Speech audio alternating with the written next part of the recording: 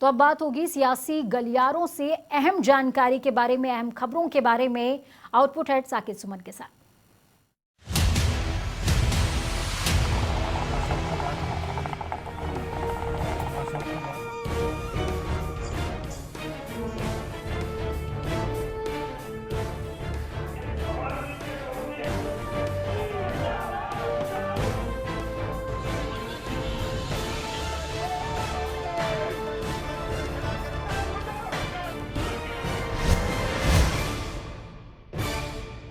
नमस्कार, सियासी गलियारा देख रहे हैं आप। आपके साथ मैं हूं साकिब सुमन। सियासी गलियारे में हम आपको हरियाणा के सियासत की हर छोटी बड़ी हलचल से रूबरू कराते हैं और यकीन मानिए सियासी गलियारे से गुजरे बिना आप हरियाणा के पॉलिटिक्स को ना समझ पाएंगे, ना हरियाणा के पॉलिटिक्स के अपडेट से रूबरू हो पाएंगे। इसलिए सियासी गलियारा आपके लिए बहुत ज़्यादा महत्वपूर्ण हो जाता है। तो समझना भी दिलचस्प है कि आखिर सियासी गलियारे के जरिए आप किस तरीके से हासिल कर पाएंगे तमाम सियासी खबरों को। और आज अपने इस कार्यक्रम में हम बहुत सारी ऐसी एक्सक्लूसिव खबरें लेकर के आ रहे हैं जो आपके लिए जाननी बहुत ही जरूरी है। तो चलिए शुरुआत करते हैं।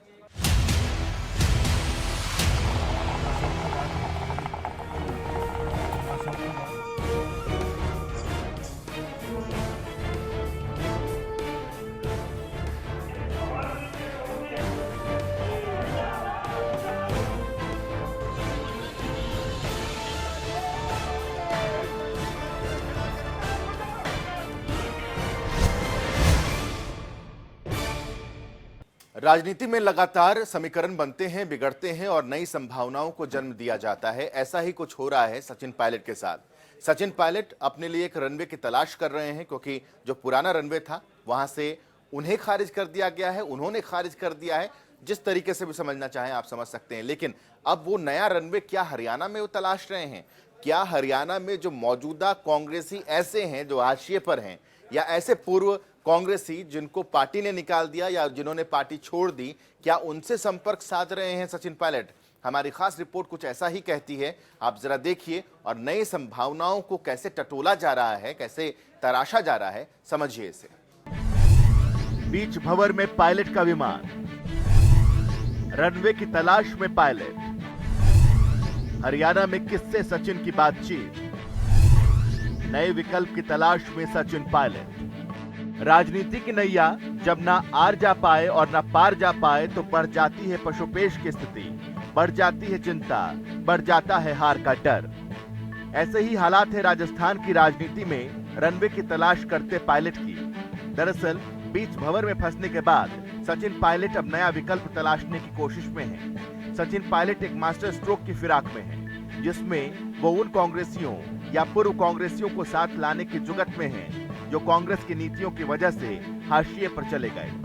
मिल रही जानकारी के मुताबिक सचिन पायलट उन नेताओं से बातचीत करने की कोशिश कर रहे हैं जिन्होंने या तो उनका पुरजोर और खुले मन से साथ दिया या फिर इशारों इशारों में ट्वीट किया। हरियाणा में किससे संपर्क साध रहे पायलट? भंवर से निकालेंगे तंवर, कुलदीप बिश्नोई से पायलट की किस्सा गोई। राजस्थान का सियासी संकट शुरू हुआ तो पहला पड़ाव था हरियाणा, जब पायलट गुट के विधायक नूह के एक 5 स्टार होटल पहुंचे। शायद राजस्थान के सियासी स्टोरी में सीना जोरी या नई पारी की नई तिजोरी के चक्कर में पायलट अपने विधायकों को लेकर नूह पहुंचे, लेकिन यहीं पर गर्मा गर्मी के बाद शायद नरमा नरमी भी हो गई। जानकारी है कि पायलट ने हरियाणा कांग्रेस के पूर्व नेता अशोक तंवर और मौजूदा नेता कुलदीप बिश्नोई से बातचीत की है, क्योंकि विधानसभा चुनाव 2019 से पहले कांग्रेस छोड़ चुके अशोक तंवर भी नया विकल्प तलाश रहे हैं और आज भी कांग्रेस को लेकर उनके अंदर की भड़ास खत्म नहीं हुई है। और लेकिन पार्टी मजबूत करने की जिम्मेदारी जिन लोगों को दी गई, जिन्होंने उसको मजबूत किया, उनकी एंड टाइम पर जिस तरीके से अनदेखी हो जाती है, या जो लोग मौज मस्ती करते रहे 5-5 साल, समय पर उनको आकर के कुर्सी पे बिठा दिया जाता है। इतना ही नहीं, बताया जा रहा है कि पायलट को भरपूर समर्थन देने वाले और पायलट के पक्ष में वीडियो जारी कर आलाकमान को जनाधार वाले नेताओं को आगे लाने का सुझाव देने वाले कुलदीप बिश्नोई से भी बातचीत हुई है। जरा एक बार सुनिए जब बिश्नोई ने पायलट का समर्थन किया था। तो कांग्रेस पार्टी को हर हालत में सचिन को मनाना चाहिए। सचिन एक बहुत ही कद्दावर नेता है। कांग्रेस को अपनी सोच बदलनी पड़ेगी। जो लोगों का जनाधार है, जो मास लीडर्स हैं, जो आज की पॉलिटिक्स समझते हैं, उनको कांग्रेस को चेहरे के रूप में आगे लेके आना पड़ेगा। शायद यही कारण है कि पायलट ने भी कुलदीप बिश्नोई के साथ बातचीत की है। हालांकि इसकी कोई आधिकारिक पुष्टि नहीं हुई है। सियासत में रोज नित नए समीकरण बनते हैं और बिगड़ते हैं। हालांकि पायलट की नई पारी किसका समीकरण बिगाड़ेगी, ये तो तब तक नहीं कहा जा सकता जब तक उनकी टीम तैयार नहीं हो जाती। शायद सचिन पायलट ये कहना चाहते हैं कि अकेले ही चले थे मंजिल की ओर, लोग आते गए और कारवां बन गया। ब्यूरो रिपोर्ट, जनता टीवी। संभावनाएं सिर्फ सचिन पायलट नहीं तलाश रहे, बल्कि संभावना बड़ौदा उपचुनाव को लेकर भारतीय जनता पार्टी भी तलाश रही है, जननायक जनता पार्टी भी तलाश रही है, उसके साथ साथ बाकी प्रदेश के जो पार्टियां हैं वो भी तलाश रही हैं। लेकिन अब इस उपचुनाव में कैंडिडेट किस पार्टी का होगा और कैसा होगा, खास तौर पर गठबंधन की सरकार का, इसके बारे में जो आला मंत्री या नेता हैं भारतीय जनता पार्टी या जननायक जनता पार्टी के, वो गुरेज कर रहे हैं बोलने से। लेकिन पूर्व कैबिनेट मंत्री ओम प्रकाश धनखड़ ने एक बहुत ही बड़ा सनसनीखेज बयान दिया है। इस बयान के इर्द गिर्द राजनीति आगे आने वाले कुछ दिनों तक सियासी गलियारे में टहलेगी जरूर। देखिए इस रिपोर्ट को। सियासत के मैदान में जब चुनावी अखाड़ा सजता है तो तमाम दिग्गज अपना दम आजमाने के लिए आतुर दिखाई देते हैं। सूबे में बड़ौदा विधानसभा सीट पर उपचुनाव होने हैं। हालांकि चुनावी बिगुल अभी बजा नहीं है, लेकिन लग अभी से ऐसा रहा है मानो ये जंग सभी राजनीतिक दलों के लिए नाक और साख दोनों का सवाल बन चुकी है। दो दल मिलकर इस वक्त प्रदेश की सरकार चला रहे हैं और दोनों ओर अभी तक बयान यही आते रहे हैं कि बड़ौदा उपचुनाव भी बीजेपी और जेजेपी मिलकर ही लड़ेगी। हाँ, उम्मीदवार किसका होगा ये बताने से बचते हुए। वैसे सत्ता में आने के 9 महीने बाद तक जब दोनों दल न्यूनतम साझा कार्यक्रम तय नहीं कर पाए, तो दोनों के बीच उम्मीदवार को लेकर क्या इतनी जल्दी सहमति बन जाएगी, इस पर कैसे भरोसा करें। सवाल इसलिए उठ रहा है क्योंकि प्रत्याशी किस दल का होगा पूछने पर खुद मुख्यमंत्री और उप मुख्यमंत्री तक ये कहते सुने गए कि ये तय कर लिया जाएगा। हाँ, मुख्यमंत्री ने ये नहीं बताया कि तय तो कर लिया गया है शायद, वरना पार्टी के बड़े नेता और पूर्व कैबिनेट मंत्री ओपी धनखड़ इतनी बड़ी बात नहीं कहते। वो कह रहे हैं कि स्वाभाविक है कि उम्मीदवार तो बीजेपी का ही होगा। इस सीट पर भारतीय जनता पार्टी का स्वाभाविक रूप से एक वो कहूँगा कि मैं हक है, भारतीय जनता पार्टी चुनाव लड़ेगी। उम्मीदवार किसका होगा और किसका नहीं, ये तो पार्टी खुद तय करेगी। लेकिन धनखड़ साहब का पार्टी में अलग स्थान है। वो बीजेपी के पिछले कार्यकाल में कैबिनेट मंत्री थे और बड़ौदा उपचुनाव के दौर में उनका ये बयान आना काफी मायने रखता है। और ओम प्रकाश धनखड़ के बयान को सिर्फ कयास के तौर पर नहीं देखा जा सकता। सियासत में कुछ भी संभव है, क्योंकि बड़ौदा उपचुनाव के दंगल में मंगल के लिए पार्टी पूरा जोर लगा रही है।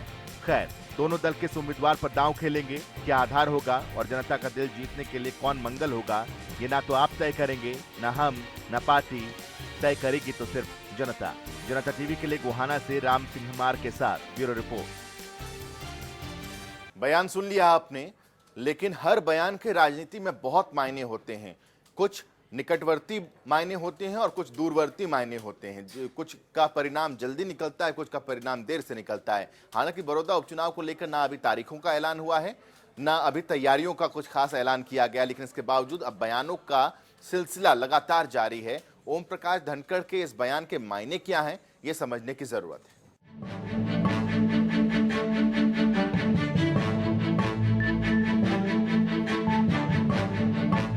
सीट पर भारतीय जनता पार्टी का स्वाभाविक रूप से एक वो कहूँगा कि मैं हक है, भारतीय जनता पार्टी चुनाव लड़ेगी। आपके इस बयान से जेजेपी खेमे में भी हलचल स्वाभाविक है धनखड़ साहब। आपने तो बड़ौदा उपचुनाव में बीजेपी उम्मीदवार का होना संभावित बता दिया, लेकिन सरकार की सहयोगी पार्टी यानी कि जेजेपी खेमे में भी कुछ तो हलचल हो ही रही होगी। जो अभी तक पार्टी ने तय नहीं किया वो आपने झट से बता दिया, तो इससे साफ है कि जेजेपी में भी कुछ न कुछ तो हो रहा होगा।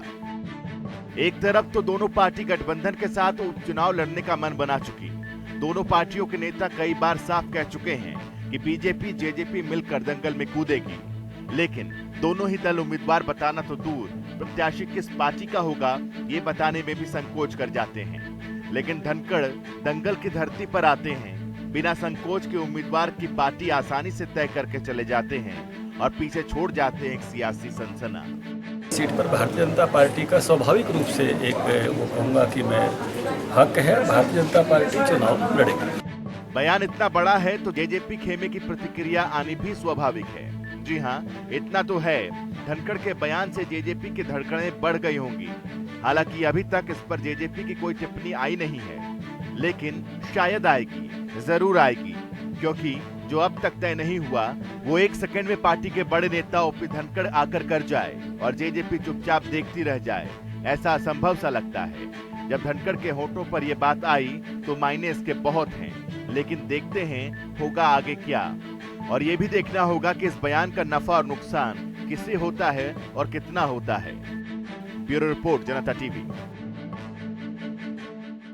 जैसे जैसे चुनाव की तिथि तो नहीं, लेकिन चुनावी मौसम जैसे जैसे नजदीक आ रहा है, वैसे वैसे नेताओं का, मंत्रियों का बड़ौदा पहुंचने का सिलसिला लगातार बढ़ता चला जा रहा है। और ऐसे में संजय भाटिया भी जब यहां पर पहुंचे तो कई सवाल उनका भी इंतजार कर रहे थे। जनता टीवी ने खास उनसे बातचीत की, उनसे कई ऐसे सवाल पूछे जो आज के दौर में सियासी गलियारे की मांग थी, आपकी चाहत थी। और जरा सुनिए कि हमारे सवालों का जवाब किस तरीके से संजय भाटिया ने दिया।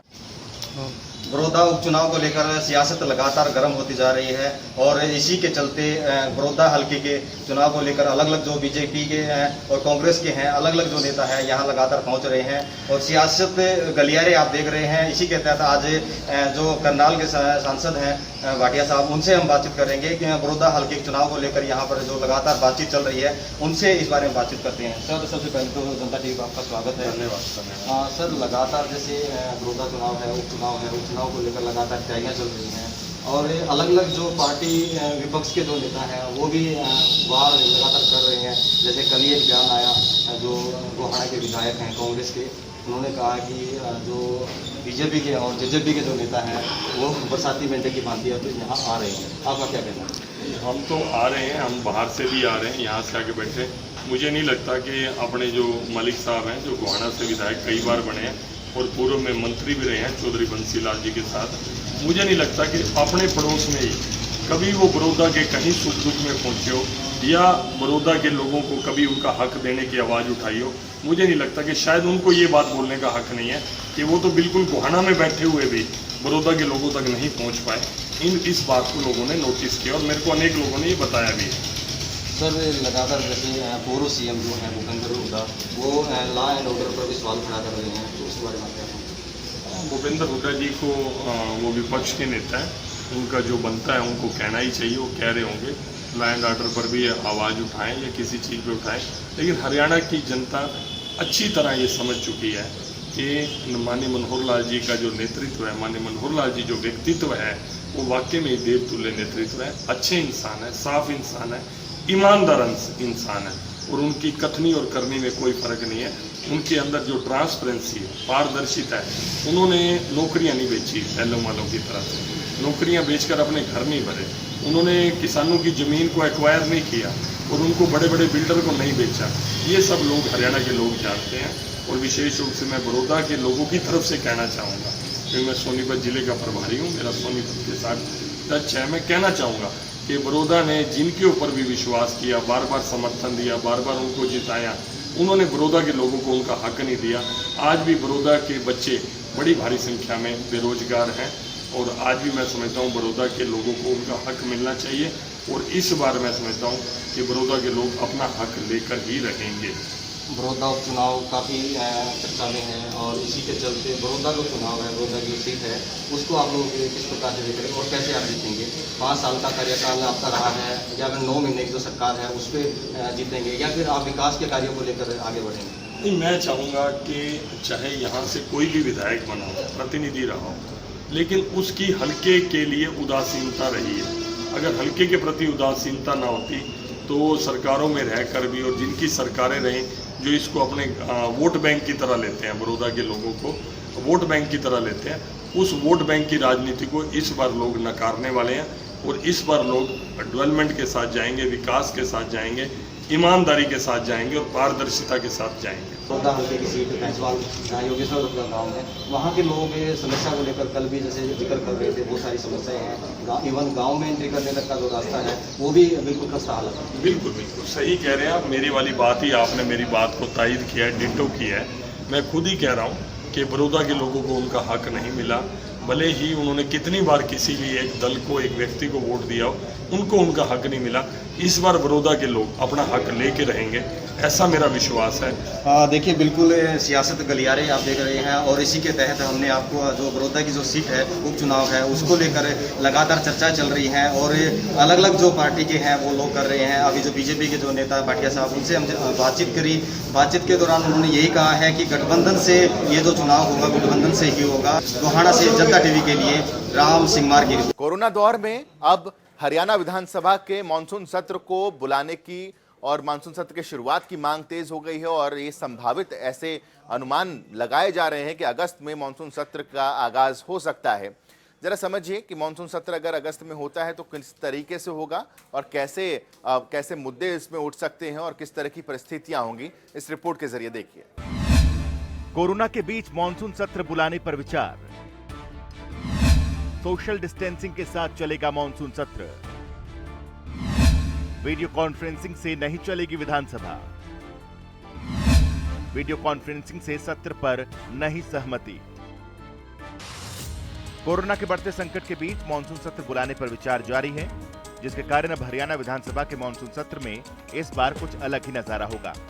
ज्यादा से ज्यादा 3 दिन तक चलने वाले इस मानसून सत्र के आयोजन में कोरोना महामारी से बचाव का पूरा ख्याल रखा जाएगा। जानकारी के मुताबिक वीडियो कॉन्फ्रेंसिंग से विधानसभा चलाने का प्रस्ताव आया था, लेकिन इस पर सहमति नहीं बन पाई क्योंकि पूरे दिन विधायक ऑनलाइन जुड़े नहीं रह सकते। लिहाजा सोशल डिस्टेंसिंग का अनुपालन करते हुए विधानसभा सत्र कराने पर सहमति बनी है। अगस्त में विधानसभा मानसून सत्र संभव। कैबिनेट की मीटिंग में तय होगी तारीख। विधानसभा की बीएसी तय करेगी सत्र की अवधि। बताया जा रहा है कि विधानसभा का मानसून सत्र अगस्त में संभावित है। हरियाणा मंत्रिमंडल की अगली बैठक में इस सत्र की तारीख तय हो जाएगी। सत्र की अवधि विधानसभा के बिजनेस एडवाइजरी कमेटी में तय होगी, लेकिन कोरोना महामारी के चलते इस सत्र के 3 दिन से ज्यादा चलाए जाने की बिल्कुल भी संभावना नहीं है। विधानसभा सत्र में उठाने के लिए विधायकों ने विधानसभा सचिवालय को अपने सवाल भेजने शुरू कर दिए। विधानसभा के प्रश्नकाल में विधायकों के कौन से सवाल लगेंगे, ये ड्रॉ के जरिए तय होगा। पिछली बार विधानसभा स्पीकर ने ऐसा प्रयोग किया था जो काफी हद तक सफल रहा था। स्पीकर की चेयर के सामने 45 सीटें हैं। एक सीट पर 2 विधायक बैठते हैं, लेकिन सभी विधायक एडजस्ट हो जाते हैं। हरियाणा की विधानसभा चूंकि छोटी है, इसलिए हरियाणा बार बार पंजाब से अपने हिस्से की जगह और कमरे मांग रहा है। पंजाब ने हरियाणा विधानसभा की जगह पर कब्जा किया हुआ है। पंजाब के गवर्नर भी इस जगह को दिलाने में खास रुचि लेते दिखाई नहीं दे रहे। लेकिन विधानसभा में इस बार जो व्यवस्था अपनाई गई है उसके मुताबिक स्पीकर के चेयर के सामने 45 सीटों पर 45 ही विधायक बैठेंगे। बाकी 45 विधायकों में से कुछ को दर्शक दीर्घा में और कुछ को ऑफिसर गैलरी में बिठाया जाएगा। दर्शक दीर्घा स्पीकर के बाईं तरफ नीचे और सामने की तरफ है, जबकि ऑफिसर गैलरी ऊपर है। विधानसभा अध्यक्ष ज्ञानचंद गुप्ता का कहना है कि विधानसभा सत्र कब होगा ये सरकार तय करेगी और इसकी अवधि कितनी रहेगी ये बिजनेस एडवाइजरी कमेटी की बैठक में तय किया जाएगा। लेकिन कोरोना संकट के चलते उम्मीद की जा सकती है कि ये सत्र अगस्त में होगा और ज्यादा लंबा नहीं चलेगा। ब्यूरो रिपोर्ट, जनता टीवी। चूंकि कोरोना काल में इस मानसून सत्र को बुलाया जाएगा, अगर अगस्त में जो संभावित है अगर उसमें बुलाया जाता है तो ऐसे में सोशल डिस्टेंसिंग का पालन विधानसभा के अंदर किस तरीके से किया जाएगा, ये बड़ा सवाल है। आखिर किस तरीके से विधायकों को एक दूसरे से अलग बिठाया जाएगा, क्योंकि हरियाणा का जो विधानसभा है वो छोटा विधानसभा है और ऐसे में 90 के 90 विधायकों को किस तरीके से और कहां एडजस्ट किया जाएगा, ये बड़ा सवाल है। ऐसे में जनता टीवी के वरिष्ठ सहयोगी पवन सिवर विधानसभा के अंदर पहुंचे और वहां से उन्होंने इसका पूरा ब्यौरा रखा कि आखिर किस तरीके से इस मानसून सत्र को अगर अगस्त में हुआ तो उसको आयोजित किया जाएगा। देखिए एक्सक्लूसिव रिपोर्ट। विधानसभा के अध्यक्ष ज्ञानचंद गुप्ता और हरियाणा विधानसभा के उपाध्यक्ष रणबीर गंगवा ने और तमाम जो विधायक हैं हरियाणा के, उनके साथ जो है वो बातचीत की है। कोरोना को लेकर उनके क्षेत्र के किस तरीके के हालात हैं उसके ऊपर बातचीत हुई है। साथ ही विधानसभा की जो कमेटियां हैं उनको और ज्यादा प्रभावी बनाने को लेकर उनके सुझाव लिए गए हैं और साथ ही इस दौरान हरियाणा विधानसभा का मॉनसून सत्र बुलाए जाने के सुझाव भी कई विधायकों ने दिए हैं। लेकिन विधानसभा का अगर सेशन बुलाया जाता है तो फिर किस तरीके की तैयारी विधानसभा सदन की रहेगी, चूंकि सोशल डिस्टेंस कैसे मेंटेन किया जा सकता है, इन तमाम मुद्दों पर बात करेंगे। हमारे साथ हरियाणा विधानसभा के अध्यक्ष ज्ञानचंद गुप्ता जी मौजूद हैं। इसके साथ ही हमारे साथ हरियाणा विधानसभा के डिप्टी स्पीकर रणबीर गंगवा जी मौजूद हैं। दो विषयों को लेकर विशेष तौर पर चर्चा हुई है कि कोरोना के इस संक्रमण काल में उनके जो क्षेत्र में किस प्रकार की परिस्थिति थी, क्या वहाँ दिक्कतें आई, और दूसरा जो हम विधानसभा की जो कमेटियां फॉर्म करने जा रहे हैं, किस प्रकार से कमेटियां फॉर्म होनी चाहिए, किस प्रकार से कमेटियों को और प्रभावी बनाया जा सकता है, क्या कोई और कमेटी भी बनाई जा सकती है, इसको लेकर के सभी विधायकों से चर्चा हुई है। बहुत अच्छे सुझाव आए हैं और मैं समझता हूँ कि उन सुझावों को मद्देनजर रखते हुए आगे कमेटियों का गठन किया जाएगा। और जो कुछ विधायकों ने ये इच्छा जाहिर की है कि जो मानसून सत्र है वो भी बुलाया जाना चाहिए। मैं तो भगवान से ये प्रार्थना करूंगा कि ये कोरोना का संकट खत्म हो और जो आज एक सबसे बड़ा विधानसभा का सत्र बुलाने के लिए जरूरत है वो है सोशल डिस्टेंसिंग की। इस सत्र के दौरान सोशल डिस्टेंसिंग कैसे बनी रहे उसको लेकर के क्या हम इसी विधानसभा के अपने विधानसभा के अंदर सत्र कर सकते हैं या हमें कहीं और किसी स्थान को देखने की आवश्यकता होगी, इसके ऊपर विचार किया जाना आवश्यक है। क्योंकि विधानसभा का सत्र बुलाना है नहीं बुलाना है इसका निर्णय तो सरकार करेगी, आदरणीय गवर्नर साहब करेंगे, लेकिन हम पूरी तैयारी के साथ कि अगर करना पड़ता है या हमें इस प्रकार की मजबूरी है तो फिर हम सत्र जरूर बुलाएंगे। और उसके लिए हम अल्टरनेट जो है सभी स्थानों की जो देख रहे हैं, 2-3 अल्टरनेट हमें पंचकूला के अंदर भी बताए गए हैं और यहाँ यदि हम करना चाहें विधानसभा के अंदर तो यहाँ पर भी किया जा सकता है। इस प्रकार की संभावनाएं हैं। रणबीर गंगवा डिप्टी स्पीकर भी हमारे साथ हैं। गंगवा साहब, जो विधायक मॉनसून सेशन बुलाने को लेकर सुझाव दे रहे हैं, आप डिप्टी स्पीकर के नाते स्पीकर साहब के सहयोगी हैं, क्या लगता है कि विधानसभा का जो सदन है इसमें क्या सोशल डिस्टेंस के साथ कोई प्रयास किया जा सकता है, विकल्प के तौर पर इस पर विचार किया जा सकता है? बिल्कुल, अगर जैसे स्पीकर साहब ने आपको विस्तार से बता ही दिया, हम भी ये देखते हैं कि अगर जरूरत पड़ी यहाँ करने की, जैसे स्पीकर साहब ने कहा, हो सकता है परमात्मा करे इतने बीमारी ना ही रहे तो कोई इसकी जरूरत नहीं, वैसे सुचारू रूप से चलता है ऐसे चलेगा। और अगर यहाँ करना पड़ता है तो उसको जैसे अभी इस बात पे सोचा जा सकता है कि चाहे वो दर्शक दीर्घा है या और है, इसमें जैसे भी कोई अमेंडमेंट करके जितने जो हमारे विधायक है जो 2-2 सीट वाले उस पर एक सीट पे एक विधायक बिठा करके सोशल डिस्टेंसिंग भी उससे बनी रहे और इसको और थोड़ा सा बढ़ा करके दर्शक दीर्घा को दोनों साइड में, चाहे वीआईपी गैलरी है चाहे दर्शकों की गैलरी है, उसमें कोई न कोई व्यवस्था करने का प्रयास किया जा सकता है। तो हरियाणा के सियासी गलियारे में आज हम आपको लेकर चले थे और जहां से बहुत सारी एक्सक्लूसिव खबरें हम आपके सामने लेकर के आए। उम्मीद करते हैं कि सियासी गलियारे में रहना आपको पसंद होगा, सियासी गलियारे की आबो हवा आपको अच्छा ये महसूस करा रहे होंगे। और साथ ही साथ अब सवाल ये है कि जिस तरीके से सियासी पारा बढ़ेगा तो सियासी गलियारे की हलचल भी बढ़ेगी। तो आप लगातार बने रहिए सियासी गलियारे के साथ। आज के लिए बस इतना ही, दीजिए इजाजत, नमस्कार।